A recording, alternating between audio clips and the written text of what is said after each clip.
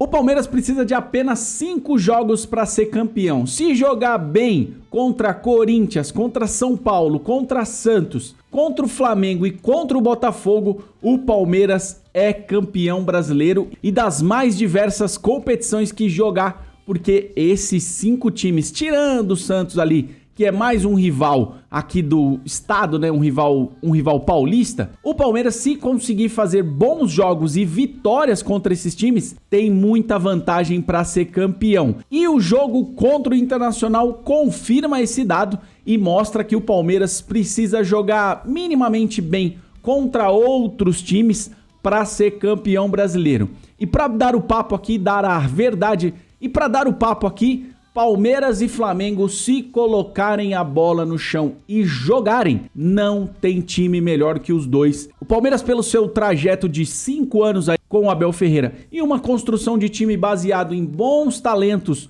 com bons jogadores da base e uma espinha dorsal de muito tempo construída pelo Palmeiras, e o Flamengo, por apostar em grandes nomes, sempre vai trazer qualidade para o seu time. Então, se esses dois grandes elencos colocarem a bola no chão e decidirem jogar bola com intensidade e com a defesa equilibrada, não dá para os outros times. E foi assim contra o Internacional, para desespero do Baldasso, que falou que o Palmeiras ia perder fácil para o Internacional. Vamos discutir sobre esses detalhes do Campeonato Brasileiro e das competições aqui na América do Sul. Bora pro vídeo! Pessoal, então já se inscreve aí no canal e deixa aqui nos comentários o que você achou desta vitória do Palmeiras para cima do Internacional, que mostrou que o Palmeiras está no rumo dos campeonatos para ser campeão brasileiro e quem sabe da Libertadores, e aí ser o primeiro brasileiro tetracampeão da Libertadores. E o que será do Mundial do Palmeiras agora que parece que o time começa a encaixar de novo, com uma defesa equilibrada e um ataque que, por mais que ainda capenga para fazer as jogadas e deixar atacantes com grandes oportunidades na cara do gol, por algumas jogadas que às vezes não dão tão certo, mas acabam em gol, o Palmeiras se mostra competitivo de novo e faz com que a torcida projete grandes conquistas para o ano de 2025, mostrando que a final do Paulistão na verdade foi um engano. E aqui eu vou falar com o torcedor corintiano: o time do Corinthians é um grande de um engano, tá? A final contra o Palmeiras, tanto no Allianz Parque quanto na Neoquímica Arena, foi uma enganação. Nos dois jogos, os dois times jogaram muito mal. Se você pegar ali a grande repercussão, foi o gol do Yuri Alberto, que foi num lance ainda que o Everton tem até a sua colaboração, até uma queda esquisita dele. Se você vê o lance do Everton caindo ali naquele gol do Yuri Alberto, ele dá uma minhocada, ele dá um jeito esquisito, quando termina, né, de cair no chão. Então, a enganação do título paulista foi mostrar que o time do Corinthians não joga bola, e já deu para provar isso lá na Sul-Americana, na Libertadores e na derrota em casa para o Fluminense. O Palmeiras, diferentemente, já que deu essa vacilada e perdeu um título que era importante para o seu torcedor e criou uma rusga muito grande entre os jogadores e a comissão técnica e os torcedores, o Palmeiras meio que se alertou, pensou em jogar bola, colocar a bola no chão e voltar a ter intensidade. Com isso, o Palmeiras tem um elenco muito, mas muito forte, principalmente com as chegadas do Vitor Roque, o próprio Facundo, que tem feito boas partidas, e o Palmeiras ganhou um reforço de peso. Sim, um reforço de peso para esse começo de ano, que foi o Felipe Anderson. Para falar de Felipe Anderson, vou colocar aqui um caminho à parte, tá? O Rafael Veiga se machucou, e obviamente que a gente não tá desejando que os jogadores do Palmeiras se machuquem, né? Aconteceu com o Figueiredo, Bruno Rodrigues. Cara, a gente não deseja o mal dos caras. Mas, às vezes, em situações ruins, acontecem coisas que melhoram o time. E isso aconteceu com a entrada do Felipe Anderson ali no lugar do Veiga, que tem se mostrado um muito bom jogador. Eu gosto do Felipe Anderson, acompanhei muito o campeonato italiano e queria que o Felipe Anderson tivesse sequência de jogo fazendo o que ele fazia no time da Lazio. E olhando ali agora para o jogo, se vocês observarem o jogo contra o Internacional, teve drible, teve velocidade, teve passe de calcanhar. Cara, a jogada do passe de calcanhar do Felipe Anderson para o Estevão é bizarra. Mostra que o cara tá num nível até de situação espacial dentro do campo, de olhar, de saber quem tá perto, de ver o zagueiro, de ver os atacantes do próprio Palmeiras se movimentando, muito diferenciada. E não era possível que esse cara tinha esquecido de jogar bola. Ele consegue dribles rápidos, consegue manter a bola perto do pé e quando dá o passe de calcanhar para ali para colocar o Estevão um pouquinho mais em vantagem em relação aos zagueiros do Inter, é muito, muito diferenciado ver esse cara com a bola no pé. E entre Veiga e Felipe Anderson, a diferença é brutal. O Felipe Anderson consegue dar dinâmica de camisa 10 que o Veiga não tem. E, gente, não é que o Veiga seja um lixo, que o Veiga não preste, que não tem que voltar e problema é dele. Não é isso. O Veiga tem um papel completamente diferente do Felipe Anderson no time do Palmeiras. O Veiga é um cara que consegue conduzir a bola, consegue até achar bons passes, mas ele não tem a dinâmica de um camisa 10. É mais fácil o Veiga ser um bom volante ou um bom segundo atacante porque tem um bom arremate a gol, mas ele é muito diferente e muito menos qualificado de atributos de camisa 10 que o Felipe Anderson. Mesmo que o Felipe Anderson não atue no meio-campo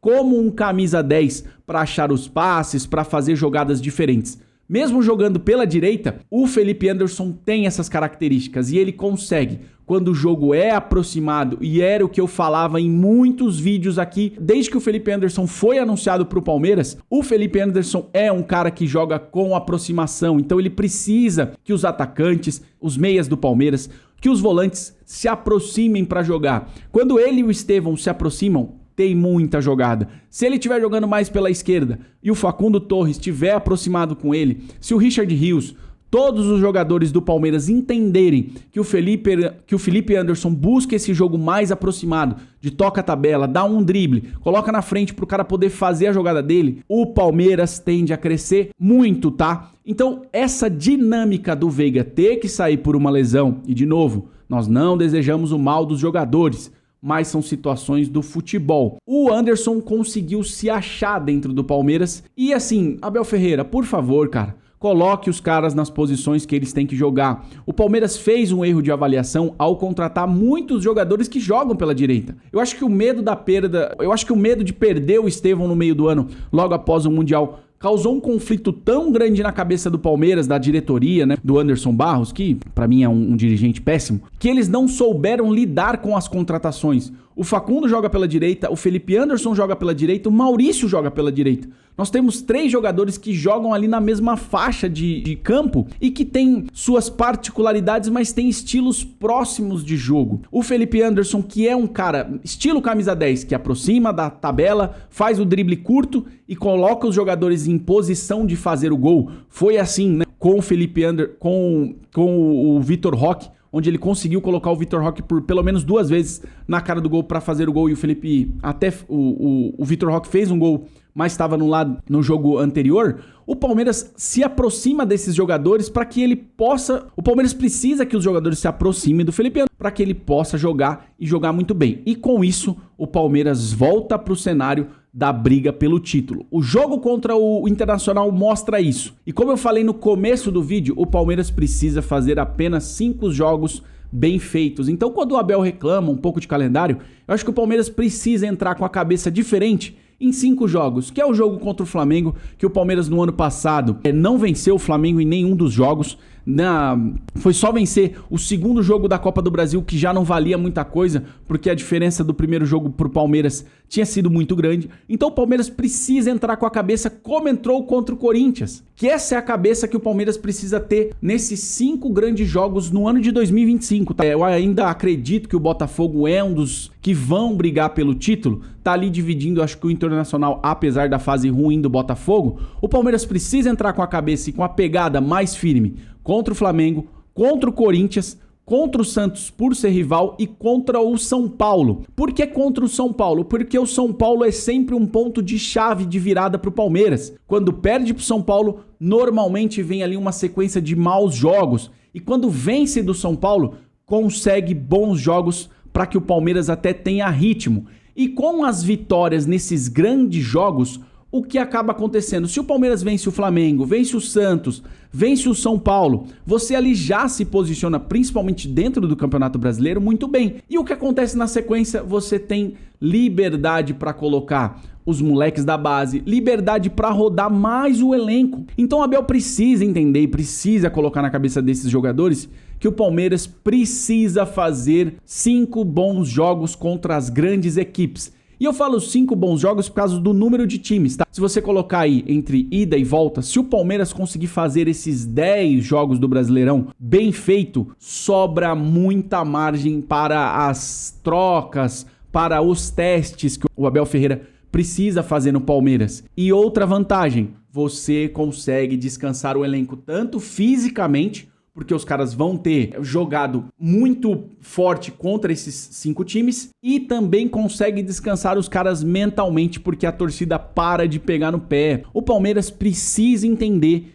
que esses são os 5 jogos chaves, que são os 5 jogos importantes do ano. E na maioria das vezes, desde 2023, quando teve aquela virada ali contra o Botafogo, onde o Palmeiras entendeu que ali era um jogo-chave. Em 2024, o Palmeiras não conseguiu fazer isso. Em 2025, também não conseguiu fazer isso nas primeiras oportunidades, que foi contra o Corinthians, na final do Paulistão, e contra o Botafogo no primeiro jogo do ano no Brasileiro. O Palmeiras precisa mudar essa mentalidade, porque só esses 5 jogos vão fazer a diferença no calendário do Palmeiras e fazer com que o time tenha mais descanso e tenha ali mais sossego mental para que o torcedor não fique ali arrumando pelo em ovo ou cornetando demais, ou até mesmo pro Abel poder trabalhar tranquilo. Espero que vocês tenham gostado desse vídeo. Deixa aqui nos comentários o que você achou desta vitória em cima do Internacional, onde o Palmeiras se coloca como um dos principais postulantes ao título. Divide a liderança com o Flamengo, que meteu um 6-0 no Juventude. É o que eu falei.